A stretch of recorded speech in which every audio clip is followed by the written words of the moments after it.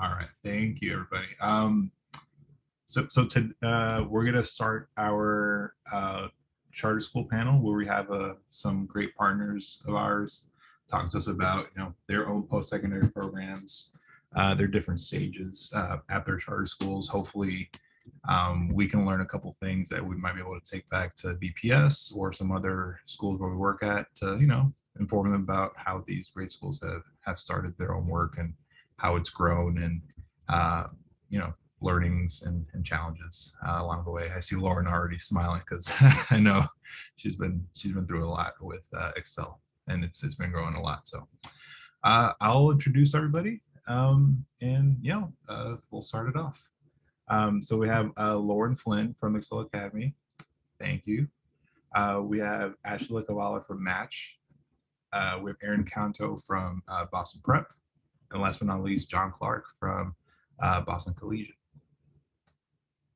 All right. So, first off, pretty basic question. Could you tell us a little bit about your school and how many students you have at your high school level? Because I know not all of you are just a high school. Some of you have a little bit prior to that, but I think we can start off with Lauren. Cool. Hi, friends. It's good to see you. I miss you all. We're Excel Academy Charter High School, and we have about 520, 550 students in our high school, and our graduating classes are about 150 students. Would you like me to go next? Yeah, John, go for it. Go for it. Thank you. Hi, I'm John Clark, and I'm at Boston Collegiate Charter School. We are 5th through 12th, but in our high school, we are approximately generally around 325 students or so, 9 through 12. Thank you. Ashley? Hello, Ashley Kavala from Match Charter. We are K through 12, but at the high school, we have about 320 students and about 75 seniors.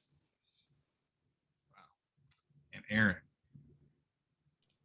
Sure. Good morning. Aaron Canto, Boston Prep. We are a 6 to 12 charter. So with middle and high school, about 700 students, but in the high school, closer to about 400. Yeah, so everyone's roughly in the same ballpark where it's maybe like 75 to 100 per grade in that high school level, which, it's, I know it can be challenging, especially if you only have 1 or 2 people doing the post-secondary work, because, every year that amount of students is graduating and all of them are going to need help.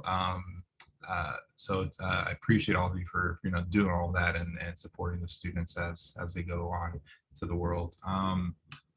Next question is pretty basic also, but, really talking about the history of your post-secondary programs at your charters. Lauren, how long has the post-secondary program been in place or at Excel? So our program's been in place for 9 years, but it's like an interesting story because so we didn't have a high school for a while. So our students, we have 3 middle schools. And so our students, we had what was called like grad services. So we had an office that helped students get into like exam schools or like independent schools or other charters or, whatever is the right fit for that kid. And then we had a high school sort of support team. So our kids were at every kind of school, right? Like there are private schools, charters, BPS, like everywhere. And so that team was like supporting kids through high school. And then they would come on to post-secondary and we would support them through college. And so up until 3 years ago, that was our caseload. So our caseload was not Excel High School students because we didn't have any graduates of Excel High School yet. And so that has been that was like our main program. And so now that we have kids coming out of our high schools, we just graduated our 3rd class of high schoolers from our own high school. It's like we just hired a 3rd person because our classes before were only 50 students. So we went from supporting 50 students of first years every year to supporting 150. And so our program really just like ballooned in the last 2 years, really. Yeah, I remember when it was just you, and then you all hired Juan David, and then now a third Mhm. person. And so, it's good for you all to at least have fewer on your cohort per person. So I'm glad that's been going well. John, how about Boston Collegiate? How long have you all been doing? Sure. I would say officially our services began around 2010, although there was some support in place. So our first graduating class was 2004, and between 2004 and 2014, our largest class was 32 students, and there were graduating classes as small as 13, 14, 18 in the very beginning, and then 2015 on, we jumped and got big, 55, 60, 62, and 70, or so forth. But yeah, officially, really making sure that the alumni supports were in place would be the class of 2010 was our first year where we were visiting and so forth. Yeah, and I'm assuming like as the classes grew bigger, that's when you all saw the need to really establish that program, right? Yes, definitely. But I think it was also, I think for a lot of charters, the mission was we want to get these kids into college, and that was our mission early on. But those first classes, I'd say 04 through 09 or so, we weren't necessarily seeing the graduation. There were a lot of kids in those earlier years, 04, 5, 6 or so, who were getting in, but they weren't necessarily staying. And so that's when we started to realize that more work needed to be done. Reflective of what we saw in Yeah. BPS and the beginnings of Success Plus, and so Yes, definitely happening all around. Ashley, I know Match has maybe not as of a robust post-secondary program, but I know it's being built as we go. How long has that been in place? Yeah, so I'm going into my third year at Match. And so when I came on, we didn't have an alumni person, even though we have been, similar to Jonathan, graduating students since 2004. I think like we've seen like the focus has been on access, getting those students to college, but then definitely is transitioning to the need for how are they going to be successful while they're there. And so I think there has been different iterations before my time, but it hasn't landed in terms of having like a full-time person dedicated to the success piece, which is definitely a need. And so a lot of and I'll talk about this a little later about the small program that we're doing. I'm bringing from my work back in New York City, where like I worked at a very under-resourced public school. And so how to do these things at like low cost. And so we've been doing that for 3 years. So I would say we're going into our third year supporting our students. And I'm also like supporting, even before my time, students, like even though I wasn't with them, supporting them while they're in school through like little touch points, which I'll talk about later. I definitely know that feeling where students who were part of the program before your time, you don't know who they are, but you're going to help them. And I think that's something that everybody here understands pretty well.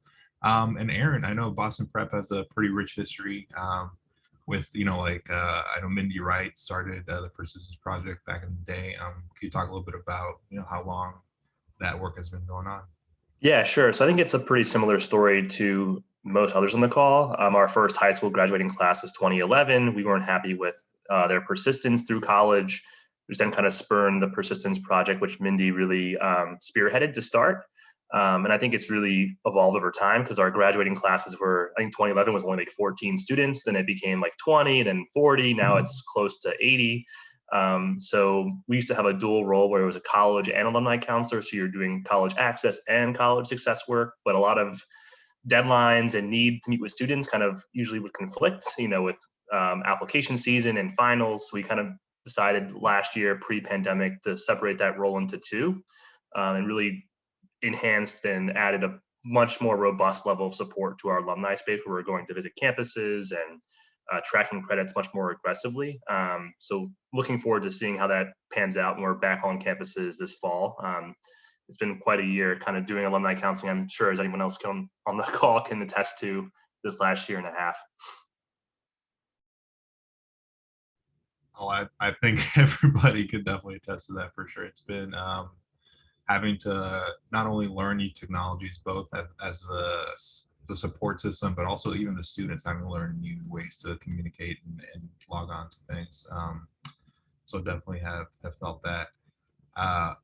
And, wanted to also ask you all about some guidance that you could give other educators, both at the nonprofit level, at the public school level, about how to implement similar programming at their own, organization or institution. I know we've been pretty close partners with Margarita Munoz Academy, which is a Boston Public School that has an alumni success coach, and don't know too many other BPS schools that have that. They might have some. I'm just not as aware of them, but they have Gabe Diaz, who has been, really embedded in the school and comes to their Success Boston coaches meetings and is able to support students both before his time and the ones that he sees as they finish.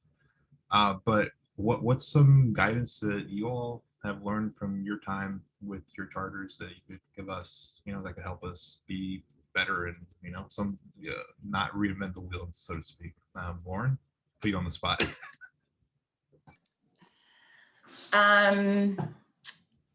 There's so many things, but knowing BPS, it's like, okay, what's like something that would actually be feasible? So I think like what I've learned the most, and like what I've seen across even Success Boston, that I would push for any organization is that in these roles, relationships are the number one thing. And so I think I see the most success in organizations, both at Success Boston and across the city, where there isn't a lot of turnover, where those organizations are like investing in these positions and in their staff, because those people are keeping the students, right? And so the students want to come back because they know the people. And I think that has been really for Excel, like I think that is like what makes us have such high engagement, is because in our office, like we just don't have a lot of turnover, if any. And then similarly with even just like a lot of our teachers and stuff, like we do also have teachers who've been here for like 15 years, since the school started, and kids can come back and they, like we want that vibe. We want them to feel like they can always come here and know someone. Myself as like, as a member of other organizations, as an alum of different organizations across Boston, I'm like, I don't know anybody there anymore. Like, I don't really want to like go to the thing because I don't know anyone, right? And so that's a big piece. Again, like I said, like investing in these positions. I think, like making the caseload sustainable. Like you can't create a relationship-based model if you have 300 students. It's not happening, right? Like your only thing you're gonna do is you're gonna be putting out fires, and that's gonna be your job. And you're not actually able to coach students and like build those relationships, help them get the internships, help them get the encouragement and believe in themselves, and and do all of that. That's a big one. My other two are the College for All model. I think for both BPS and charters and anybody, just like, I think we need to move away from that. I think it's Excel, we're not a College for All model. So we are like a post-secondary, like, what is your goal? And we want to help you get there. I think we have found in our own data that like, if you are pushing college on kids and students don't want it, they will disengage as soon as 8th grade, 9th grade, and then they drop out or like whatever, because they're like, but this isn't relevant to me because like, I don't want to do that thing, right? And so instead of like hammering that into students, of like really expanding and being like, this is about post-secondary, like what is it you want to do? Do you want to do a trade? Do you want to go to work? Do you want to like whatever, right? And like really helping them understand how the skills they're learning in high school are going to like help them in life, right? Which again is just going to like help with engagement. And the last thing I would say, I think like the only way we can really be successful in these roles is like Success Boston obviously has been huge, which has led us like the partnerships with schools. Like that is the key. I don't know, like the partnerships we have with UMass Boston and like all the schools, which we've gotten through you all, you know, and like that collaboration, I think has just been, that's what has made, I think, all of this like very successful. So. Yeah, I appreciate all that advice. I think that is really real, especially the stability that you all have, where the students, yeah, they know you all, they've been there every day, back when, I mean, even now, and they know they can trust you and ask you about certain things, especially post-secondary. And I mean, even yesterday I did a little presentation on post-secondary opportunities to some young people and got some questions about, you know, like, I don't want to go to college. Like what, why should I get saddled with a bunch of loans? Like, well, there's other opportunities talked about, like you said, trade school, apprenticeships, certification programs. So really making sure that there's, they know of the spectrum of things out there. John, any advice that you could give some of us about how to start these type of programs? Yeah, sure. You know, I think where our program starts is within our collegiate skills curriculum that we have, which is 5th through 12th. But at the high school level, it's during the pandemic, it would be one period a week, where in 9th grade, we're working on kind of just getting them acquainted with the high school, getting them to start thinking about themselves and their interests and so forth. And 10th is somewhat similar. It's shifting a little bit here and there, but in the 11th, we do start, 10th and 11th, we do a little more career exploration during those periods. This is a once a week pass-fail course. And like Lauren said, you know, I think maybe 10 years ago, the words college were pretty much all we talked about, but it really is about post-secondary plan. And one of the plans we would include in there is military, because we do have several students a year whose goal ultimately is to join either the police force or the fire department, and to move up on those lists. Having military experience, being a veteran, you automatically climb higher on the lists through the city of Boston. And what's really interesting though is, but because we do stress the academics so much and we do make them all apply to a 4-year college and get an acceptance, and they all do, ultimately, that the vast majority of our students who join the military eventually go get a college degree as well, which is great. But I would say, you know, it really starts within the school, that culture of, you're going to have a plan. Your plan can change, and that's okay. If you stumble along the way, you have support here. The kids who tend to be more proactive, asking for that support, are going to get it. Yeah, I can't actively support 700 alums all by myself. So it is very much about relationships. But I know, you know, we're constantly just trying to also, we want to be that backup if they're not accessing some of the services that they could be accessing in, say, any kind of post-secondary plan. Like getting our kids to go to career services departments at college is a real chore. Their first instinct often is to come back to us, but being prepared for those types of interactions is, I think we've really increased our services there over the years. So just being available, I think, is so key for so many of these guys, knowing that they have a backup with their high school. Thank you, John. Yeah, I think those classes that you were talking about at the beginning of we were saying, where you have that period specifically about, you know, what are opportunities, what are some different things that you can be pursuing post high school. I think that's really important to let people know. You know, it's not all just 4 years. It's not all just Harvard, MIT. There's different options for you, and we're going to help you get to that point. Ashley, any guidance that you could give some of us?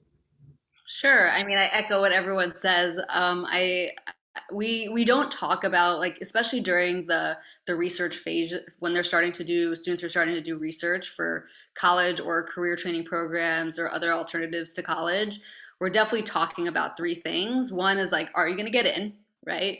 Second is like, is it going to be affordable? And then the third is about supports. So we are normalizing, like, this is going to be a transition, and being very transparent with students about who gets to graduate versus who doesn't, and showing them the data. And there's a lot of data out there, and sometimes the data is hard to read, right? Like, it's like, oh my gosh, like, am I going to be this statistic? But I think we do a lot of pre-work in terms of like talking about, students' identity and like the makeup of our school, which is predominantly students of color, versus the makeup of certain other schools, which is predominantly white, right? And so talking about that, and so it's almost like students are like, if they don't get into a support program, they're like, oh man, like I want to get into a support program. And so and we're also doing a lot of, knowing that we don't have as robust of like an alumni program, doing a lot of outsourcing to Bottom Line, to Success Boston, to opportunity programs that support students, not just in like that first week before orientation, but for all of their 4 years in schools. And so there are a lot of schools out there that do offer that support for all 4 years, because having at least one supportive adult, even though, as Lauren said, students are more comfortable coming back to the school, right, because they know us, but having at least one supportive adult on campus and having like a cohort of other students who come from either a similar background, and are going, like, maybe experiencing similar challenges and and things in college is like definitely helps. So we always are talking about it, and then definitely talking to students about getting connected to these like different programs and getting that support from like another counselor. Another thing that we've started last year was something called a Bridge to CNC, or Bridge to College and Career Intern, which is someone we hire who's actually an alumni during the summer to support students in their matriculation steps. So I'm coaching the student, but we've seen that like definitely having like a near peer mentor to talk with the students about, the transition, and also just like having like conversations about what that transition is going to be like, in addition to making sure they like set up a payment plan, done their loan counseling, signed up for orientation, has actually been really helpful. And then I would say the other thing that has been kind of a blessing that does cost is our text messaging platform that we use, where we text alumni at their individual campuses. Two different types of text. One is definitely informational. The FAFSA is open today. This is the add drop period for your school. This is, exam week starting. But something that I feel like has actually carried more weight, or more of those like encouragement and motivational texts. Like a text on your birthday is more likely to get a response than like an informational text about the FAFSA. And those are texts that can be scheduled. So those are things that have been really helpful, because those are able to be personalized to the student based on what campus they're attending. And that's also something that I do check often. So my role is like, I would say like 80% direct service with students, and then, doing some of the alumni support. So I'm able to manage that text messaging platform, and able to see if like students are responding back to me in terms of like needing like some like, individual support, which I'm able to do on like a case by case basis. Oh, that's needed. But thank you, Ashley. I think Oh. that those texts and those reminders, those check-ins, I think really do carry a lot of weight, because the students, they, even if they don't respond to all of them, they at least know someone is on them a little bit. So that's great. And then Aaron, I hope we hope John and Lauren and Ashley left you a couple of things to talk about. But last but not least, anything else to share? Yeah, I definitely agree with what everyone's already said. I think we are just now starting to do a lot of deep work into like our mission of college for all, and kind of thinking about what does that mean, and how can we bring more programs and supports that support all of our students, regardless of what path they take. And we actually, during the pandemic, provided some internships as like TAs for alum to be in the building, working with our students who are learning in person. And that was a huge success for many of our students who were currently not seeking college in the moment. I think the two things to add, I think, are tracking. I think tracking is super important. in the past, we kind of would fall on like our gut feeling as to where the alum was on a 4, 5, or 6 year track. And since I've joined the Persistence Project, I've really focused on how can we quantify that more and looking at credits, degree audits, collecting transcripts for book stipends, kind of really having a sense from like a numerical standpoint where that alum is and how can we use different interventions to accelerate or catch up where time has been lost.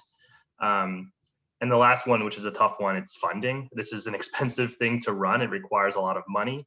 And I benefit from having a large budget to use for book stipends, emergency micro grants that can pay for flights home or flights to, paying for summer courses. I know not every program can have that. So I think when you can rely on donations and funding for your school to bring that resources in, it's huge because it does cost money to go to college, and it can be expensive to maintain that persistence. And I think we've learned that sometimes $500 can make or break an alum's persistence, or even cost them another year of Pell or loans. So where we can step in to reduce that burden, the better.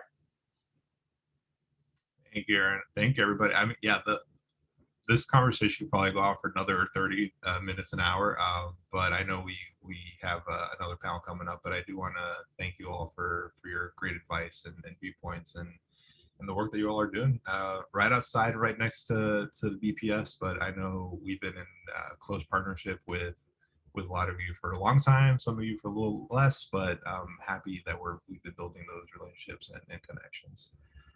So I'm going to pass it over to Rachel Conway, who is our graduate intern at TBF, the education team, who's going to be leading us and facilitating the Success Boston panel. Thanks, Juan. Hi, everyone. Thank you for making it to the last panel of the Summer Institute and sticking around. We're going to end on a really, really high note with some Success Boston coaches. And as we know, coaching matters, and it's at the heart of this. So I'm as Juan said, graduate intern and was formerly a college access coach. So I'm really excited to be here with Chris Millie and Yamila today, and kind of addressing what we talked about a couple days ago with some nerves, some excitement about the upcoming year. And we thought it'd be really helpful to hear the expertise of seasoned, wise coaches, helpful for new coaches especially, but also just for, I think, everyone in this room to hear about your experiences. So thank you all so much for being here. And if we could just start with introducing yourself, maybe in the spirit of our training this morning, I should have said my pronouns, she, her, hers, but if you want to share your name, if you're comfortable, your pronouns, what organization you work with, and maybe just like, what does your student population look like? What kind of students do you support? Maybe start with Chris Millie. Hi.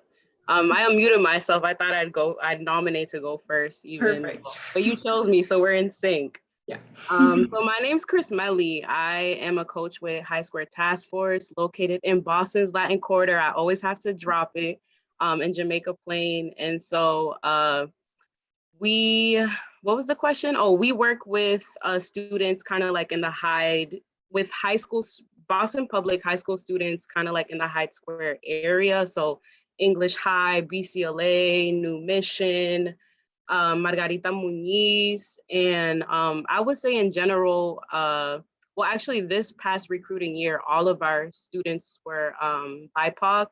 And just in general, like all of our students are hardworking, like they're so funny, they're resilient. And yeah, it's a pleasure. So that's who we work with. Awesome, thank you. Can we go with Yamila? Let me know if I'm saying that wrong too. Yeah, I go by Yami, so full name Yamila. Yeah, Yami, I use a she, her pronouns. I work with Bottom Line, so we serve two parts to the program. There's like the access and the success side. I work primarily with college students. Our program is like specifically geared towards first generation low income students, which also ends up being working predominantly with students of color in the Boston area and some in Worcester. I focus primarily on supporting students who attend Bunker Hill Community College and UMass Boston, but help a couple of other students in a few other schools. But yeah, it's kind of the work that we do. Thank you. And Chris? Yeah, I'm Chris Fincher. I'm a success coach at the West End House Boys and Girls Club over in Alston. Um, and some, I think the bulk of my students are at Bunker Hill or UMass Boston, and we do try to target some of the area high schools, so like Brighton High, BGA. But yeah, connected with students all over the, all across the city through Success Boston. Awesome. Thank you all. Sounds like, yeah, you all are at different organizations, but supporting similar populations of students. And I'll go ahead. I have like some questions prepared, but for everyone else, feel free to ask questions in the chat and hopefully we'll have time to get to them. But the first thing I just wanted to ask you all about was just kind of, each part of the year, the school year especially, probably looks really different in terms of what you're coaching students on, what kinds of messages you're sending to students. So would you mind just kind of walking us through what you're doing now? So like, what does summertime coaching look like for you? And then how does that change when we start to enter the fall? What kinds of things would you focus on with students during the fall? Maybe we can just go in the reverse order. So Chris, Yami, and Chris Melly. Cool. I would say the summer, I think like financial literacy and like understanding bills and financial aid packages is probably my first priority. I think especially for students who are going into their first year, making sure that they're like making a good financial choice and have a plan to handle any out-of-pocket expenses, so they're not like caught off guard by anything when that like payment deadline comes up in middle of August or 1st of September. Also just administrative stuff like making sure they're registered for classes and those types of pieces. But yeah, I would say like going over a financial aid package and understanding what they owe is a really big priority for the summer to make sure that those students are set up for success. Transitioning into the fall, I think like the theme of September tends to be like time management, balancing a busy schedule, kind of figuring out what the workload is like in each of the classes, making sure the students know like where the classes are meeting, or if they're, in the case of remote work, if they know like how to submit assignments. And then transitioning into like October, November, I think FAFSA kind of becomes the main focus, making sure we're like renewing FAFSA as soon as possible to qualify for like mass grants, some of that state funding that has been more limited. Yeah, that's kind of the timeline that I've typically stuck with. Yeah, thank you. Anything to add, Yami? Everything that Chris said, I think like that's like basically a lot of the same things we do. One thing I'll add is like, for me, a big emphasis is like making sure students understand like what our program is and what our role is in like their experience in college. And like, for me, a lot of times that's reminding students like we're part of their network of support. So we're just like one of many people who are there to support students, especially as they continue to build that network for themselves throughout their time in college. Like we're not the only ones, we want them to expand, but we're there as a starting point. Also, like I really like as early as possible, like talking to students about like the agency that they have. Like students, there are many discriminatory practices in higher education and a lot of like oppressive things that happen in policies and how higher education works. And that's not something I ever shy away from talking to students, but also remembering that within that students have capacity and agency and have things that are in their control. So just like as early as possible, being able to like hone in on those skills, especially like as you're doing FAFSA or something, like giving students the tools to figure things out on their own in the future, like not having to rely on us forever, because that's not helping them in the long run. It's just like, how can we help them build these skills that they'll use and take on their own? Yeah, thank you for sharing that. It sounds like it's, yeah, pretty, there's a lot of content to cover just in terms of like financial aid and all of that stuff, but it's also the beginning of the year. So maybe a lot of relationship building is happening and setting students up for success. What about you, Chris Melly? Yeah, I'd echo what Jami and Chris said. I think what I'd add is I really like to emphasize in the summertime with any, I know the question is geared toward first year students, but really with students at any level, like on reflection and like resetting. I feel like reflection is a really important practice for anyone. It's important to know, like the saying goes, in order to know where we're going, we have to know where we've been. So I like to have a really juicy conversation with them in the summer about what went well this year? Where did you struggle this year? And then when we talk about where we struggled, how did you overcome those struggles? Or how did you not overcome these struggles? What tools can we use to overcome them when we encounter them in the future? I think it's important to like remind the students, like, you've already done so much, you know, like you've already gotten through high school, you already went through whatever your first year, your second year. And every year there's a chance for you, regardless of how you performed previously, every year is a chance for you to start again per se, but you're not starting from zero. And so that's why I think reflection is such an important practice for them to do in the summer, and just resetting, because, you know, being a student and working is just a lot. And we need to take moments to relax. And I think encouraging the students to like relax and take a moment for themselves is a way for encourage them to take care of their mental health. So that's like one thing I'd bring up is like in the summertime, like definitely reflection, helping them be like self-aware and helping them think about all the things that they've accomplished and all the tools that they already have in their toolbox is important. Yeah, for sure. Summer is like the perfect time for that. And that makes a lot of sense to bring up those conversations about now or maybe right before the school year starts. That actually leads right into the next question I was going to ask, which gets a little bit maybe more heavy, but you know, we're supporting students. You all have been supporting students through a pandemic. It's been hard. It's been hard for students, and many are struggling maybe with mental health, maybe with financial struggles, family struggles.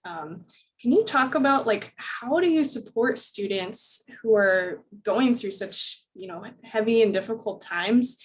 And how do you preserve your own mental health? Like maybe it's self-care practices that you have, maybe it's, I don't know, ways to mitigate burnout if possible. How do you approach, you know, supporting a caseload of students who all might have really serious things going on in their lives? And maybe just I'll let whoever wants to go first take it with this one, because I know it's a bigger question.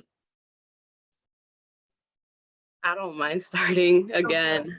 I feel like in terms of coaching sessions that are where students are going to express struggles or helping them navigate them or supporting them and navigate them, I think it's first to start like really listening.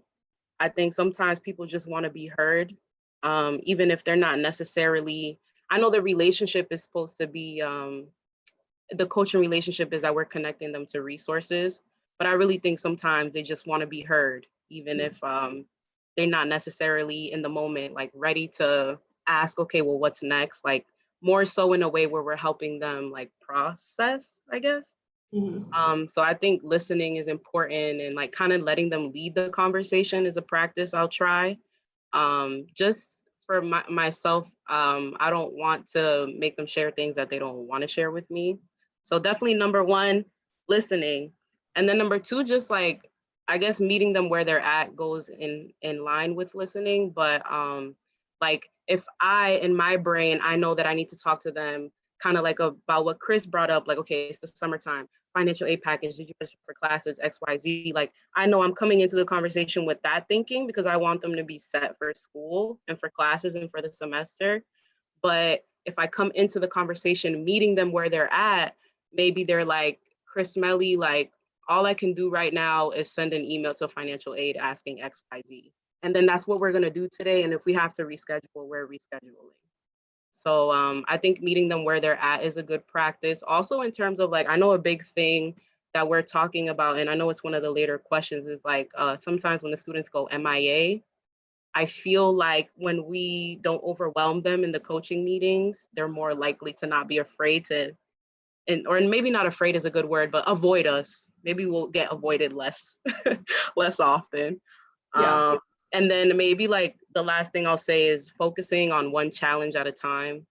If there's like 3 or 4 things we need to resolve, let's do this one. Which one thing do you want to tackle today? And letting them make the choice, you know, kind of putting the thinking on them and then supporting them through that thinking. For sure. Thank you so much for all of that. Yami or Chris, any thoughts? Yeah, I think Chris Melly might be the expert here, but I would definitely agree. Like, validating the students' experiences, letting them know that like whatever they're feeling, like it's all right to be feeling that way, and doing the best we can to connect them to the mental health resources that they do have access to. Um, I think I think there's some like great campus resources that we can help students get in touch with, and just kind of destigmatize that asking for help around mental health. Make sure that students know it's an option. Um, in terms of taking care of our own mental health, like I think that's like a really important aspect of coaching as well. If you aren't able to help students effectively if like your own house isn't in order. So yeah, making sure that we as coaches are kind of practicing what we preach, and taking time to unwind, decompress, so we can kind of be our best selves in the meetings that we do have with students. For sure. Thank you. Yeah, I agree with what everyone has said. I think like I really like to approach meetings from like the standpoint of like, okay, what have you already tried that's worked that maybe you can try again? What do you know exists that you haven't tried? Or like what do you think is missing, and like how can we find a resource, or how can we find something that's missing? Because I'm not a therapist, I will not pretend to be a therapist for you. But I can help you like practice the conversation of how you ask like your PCP for a referral or something like that. Like there are things that are like within our capacity as advisors that we can help students with. That isn't necessarily like taking on all of the work ourselves, or going beyond what is like we're allowed to do, or we're supposed to do, or we're qualified to do, or over promising to students, because that's not helpful for anyone either. In terms of like the self piece, I think that's something I think about a lot too, like especially so I'm a Latina, I was a first generation college student, I was a low income college student, so sometimes a lot of these conversations hit home like extra hard when we're having them with students. So I think it can be like a really, really tough thing to go like jumping between meetings, like switching conversations, or having like to take that moment to like breathe and step back for ourselves. And I like try to talk to myself and treat myself the way that I would a student sometimes, like, okay, what do I need? Who can I talk to about this thing?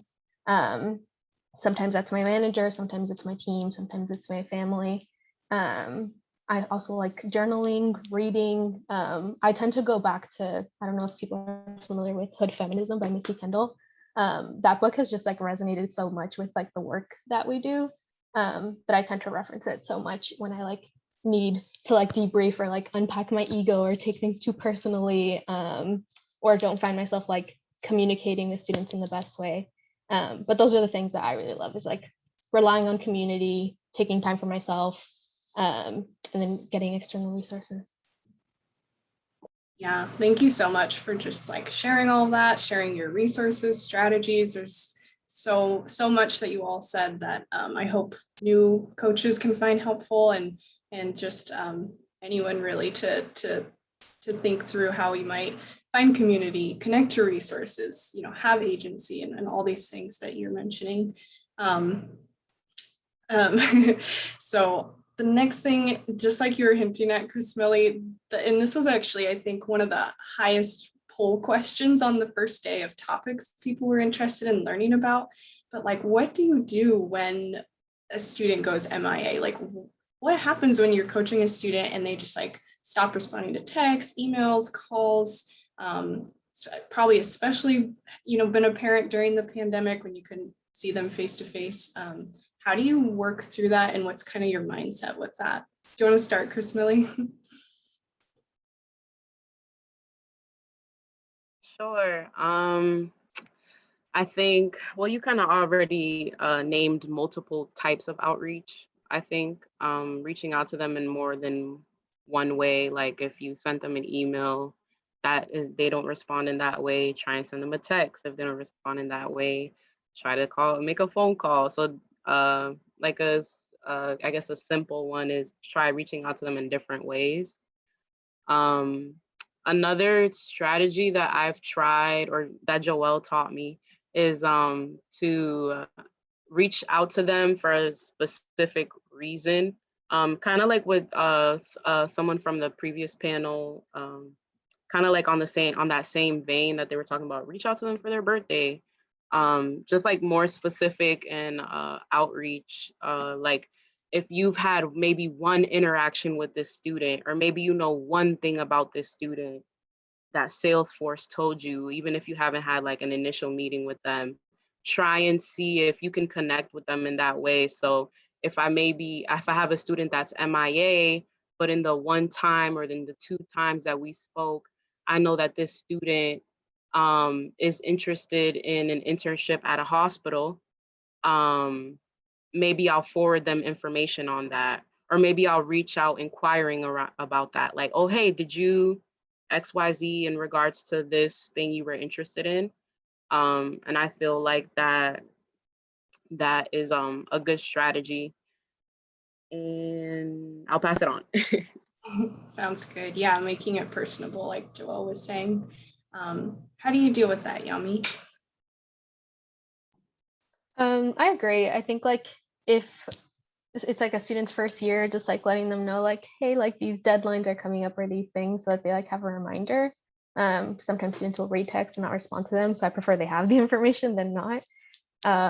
In terms of like making it personable, like I think like a big thing that has been successful in the past with students is sometimes like not expecting anything from them. Is like, I'm not asking you to schedule a meeting, I'm not asking you to do anything, like I just want to know you're okay, like can you respond to this text message because I've been thinking about you and just like want to make sure you're good.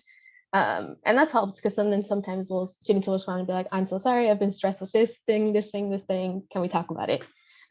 Sometimes they don't want to talk about it, and that's okay too. But I find that helps in terms of like relationship building. Is like, for me, like I just want to know students are okay, like their well-being comes first, and if they can't meet with me, that's okay. But like reminding them that I'm there to support them and can give examples of things that I can support them with, I think that's helpful. But I think like not assuming that something is happening for students, but treating them kindly as if something is like a big thing.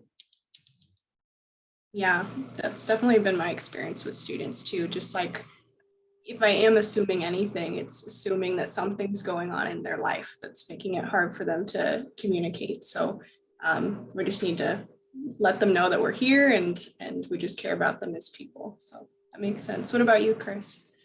That's all. I mean, that sounds like great advice. The only thing that I would add, I think, is on the logistics side. Like, what I like to do is I keep like a separate spreadsheet of students that I maybe had some contact with, who kind of dropped off the radar, or contact is pretty sporadic, just to like give myself a reminder, maybe once a month, every 6 weeks or something, on a quiet Friday, just go through and reach out to the students that I used to be in contact with. Like, even if one of them gets back to me, like that's a productive use of time.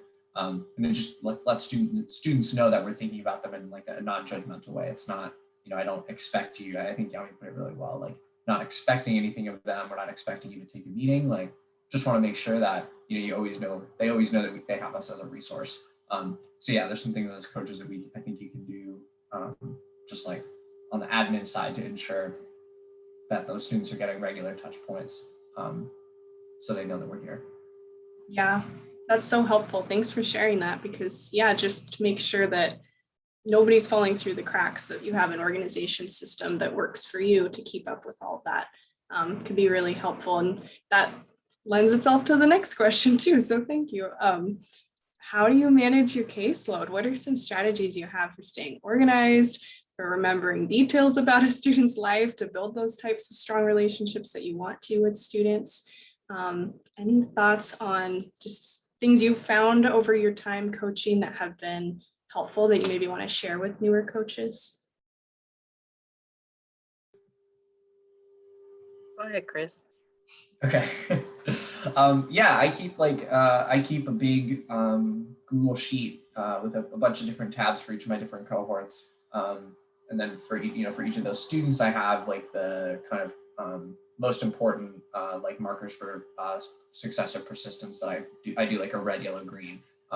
So the student is missing a key document, I'll have it in red. If they're working on it, I'll have it in yellow, and if they're done with it, I'll have it in green. And that's just a handy like visual guide for me. Like, when I, that student gives me a call, or I get them on the phone or something, I can easily see like where that student is at, and I just like keep some notes about like any personal details that might you know, impact how the student's feeling, or just like, you know, what's going on in their lives. So I have like a quick and handy reference.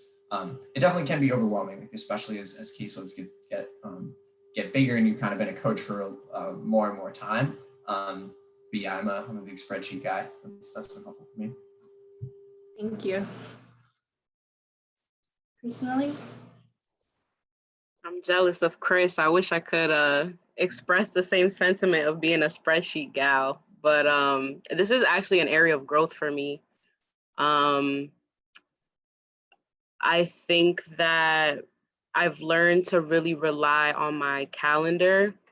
Prior to this job, I feel like my schedules have always kind of been made for me. And so I think that's kind of why I struggled a little bit, like making my own calendar and then having to keep track of it as well. There's like, it's kind of like two jobs, like making it and then like having a system for keeping track of it. So I think that's why I struggle. But some things that I've learned so far is to really like document. I just rely heavily on Google Calendar and I try and document everything on there, especially since the students, we can interact with them in different ways. And sometimes it's a text, sometimes it's an email, sometimes it's a video call, sometimes I'll see them, you know, around the way and I'll talk to them. So I think like a system that I have now with Google Calendar is like documenting all interactions, and that helps me when it comes time to like transfer the information onto Salesforce. I think in terms of like when I meet with students and thinking about what we did last time we met and what we're gonna do this next time we're gonna meet, a strategy I'll do sometimes is I'll come into the conversation like after we do the how are you doing, XYZ, like, okay, so what do you want to work on today? And kind of let them lead the space.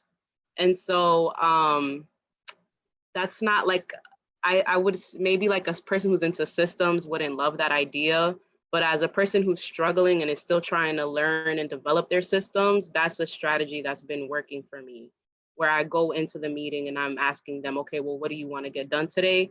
And if that's too short notice, like, even if you reach out to them in the morning, like, hey, we're meeting, you know, reminder that we're meeting at 1 p.m. today. These are the things we're gonna, or send me a quick text, like, what are we gonna discuss? Or, you know, something like, or this is what we're planning on discussing. And if you forget to include something, they'll write me back and say, oh, well, this too. Or they'll just send me like, okay, these are the things I want to discuss. So some advice. So if you're still working on your systems, those are some things that have worked for me. thank you. I mean, yeah, I think just like those two answers show that there's no one right way to be a coach either. Like we all, you all have your unique ways of doing things. And at the end of the day, you know, you're supporting students and that's what matters. How about you, Yami? Yeah, I'm a big spreadsheet gal, so I have like spreadsheets for everything. I love the color coding. My life, that's how I organize everything. But yeah, I think like if I have students who have a lot of action items, I will like start a Google Doc with them where we'll write them all out together, and then today we'll be like, okay, pick one, which one you want to do, or like updating it on there, like especially when I'm supporting students in the transfer process from community colleges to bachelor's granting institutions, that requires lots of steps. So the student has their own spreadsheet that they update, and then I can just check in and see like, where are they? What have they done since our last meeting?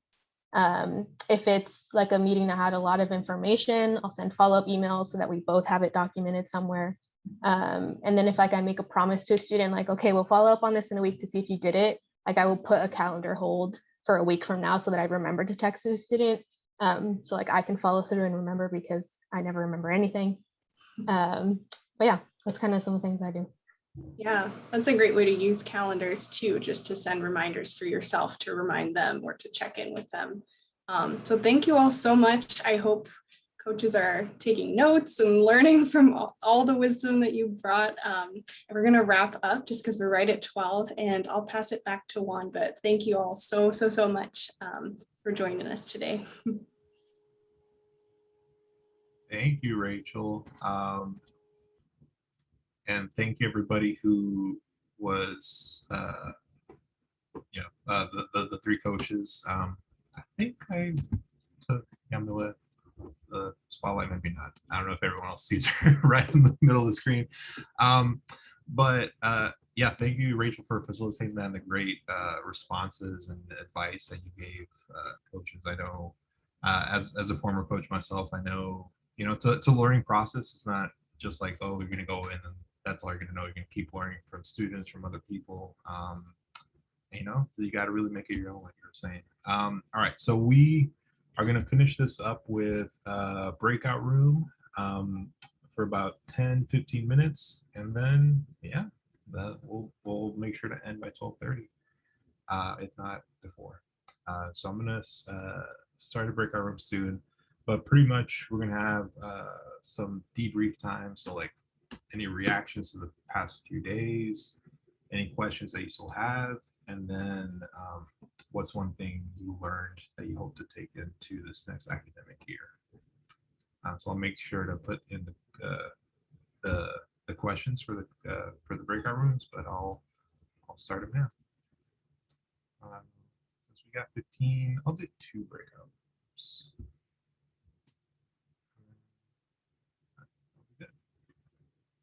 All right.